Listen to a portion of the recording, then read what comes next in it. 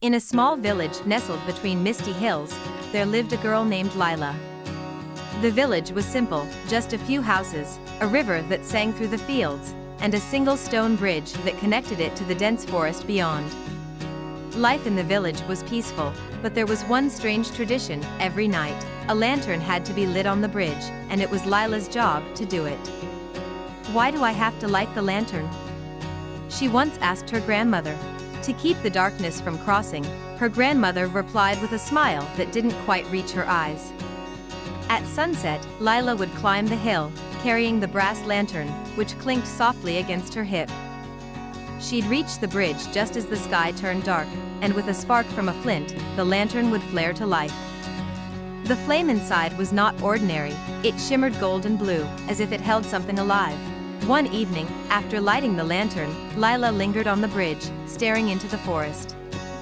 A cool breeze whispered from the trees, and she thought she heard a voice, a faint calling, like someone just out of reach. She felt a pull in her heart, as if the forest had secrets meant only for her. "Who's there?" Lila whispered, but the only answer was the rustle of leaves. That night, she couldn't sleep. Why had the lantern been lit every night for generations? What was out there, waiting beyond the bridge? Her curiosity grew, and the next evening, instead of returning home after lighting the lantern, she hid among the trees by the bridge. She waited, heart thudding in her chest, to see what the night would bring. Hours passed, and just when Lila thought she'd imagined the voice, something stepped from the forest. A shadow, tall and slender, with glowing eyes that flickered like dying embers. It drifted toward the bridge, but stopped at the edge of the lantern's light. The creature stared at the flame, and to Lila's surprise, it sighed, a sound filled with sadness and longing. "So close," it murmured. So close, yet never welcome. Lila's heart ached for the creature. It seemed more lonely than dangerous. "What are you?" she asked, stepping out from her hiding place. The shadow turned toward her. "I am what the villagers fear.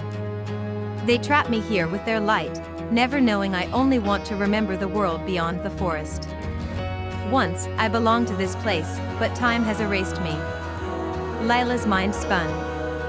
Could it be that this creature wasn't a threat but a forgotten spirit, cast away by fear and misunderstanding? What would happen if the lantern went out? She asked. "I would cross," the shadow said simply. "And remember." Lila hesitated. All her life, she'd been told to fear the dark, to keep the lantern burning. But now, standing before the creature, she wasn't afraid. Slowly, she reached up and blew out the flame. Darkness rushed in, wrapping the bridge in silence. For a moment, nothing happened. Then, the shadow shimmered, shifting like smoke in the wind. It began to glow softly, its shape becoming clearer, a figure with kind eyes and a gentle smile. "I remember," it whispered, voice warm with gratitude. "I was the first lantern keeper, long ago.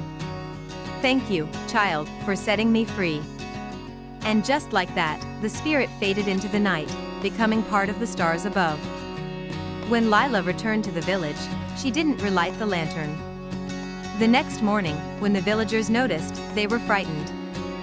"The darkness will come," they cried. But Lila only smiled.